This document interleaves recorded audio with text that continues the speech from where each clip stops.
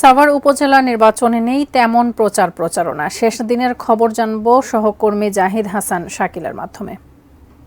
আপনি যেমনটি বলছিলেন, দেশের সবচেয়ে জনবহুল উপজেলা পরিষদের এই নির্বাচন সাভার উপজেলা।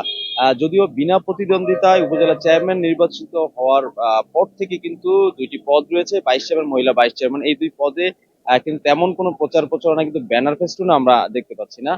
তবে এদিকে একটু জানিয়ে রাখি আপনাকে যে এদিকে ভাইস চেয়ারম্যান পদে তিনজন প্রার্থী প্রতিদ্বন্দ্বিতা করছেন এবং মহিলা ভাইস চেয়ারম্যান পদে তিনজন প্রতিদ্বন্দ্বিতা করছেন। মহিলা ভাইস চেয়ারম্যান তিনজনের মধ্যে একজন ইতিমধ্যে ব্যক্তিগত কারণ দেখিয়ে তিনি নির্বাচন থেকে সরে দাঁড়িয়েছেন।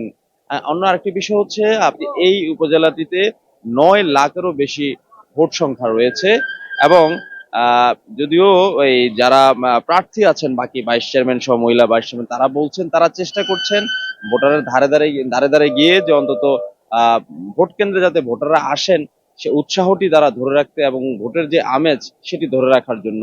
কিন্তু তুলনামূলকভাবে সেই ভোটের উৎসব বা আমেজ কিন্তু আমরা সেই অনুযায়ী আমরা দেখছি না এই সাভার উপজেলাটিতে। এদিকে নির্বাচনের যত ধরনের প্রস্তুতি এবং নিরাপত্তার বিষয় আছে, সব ধরনের প্রস্তুতি কিন্তু নিচ্ছে এখানকার আহ আহ, নির্বাচন কমিশন সহ আইন শৃঙ্খলা বাহিনী সহ সংশ্লিষ্ট সকলেই। তো আমরা এখন মোটা দাগে বলতে পারি যে এই জনবহুল আসনটিতে এখন উপজেলার নির্বাচনের উৎসবের কোনো আমেজ নেই।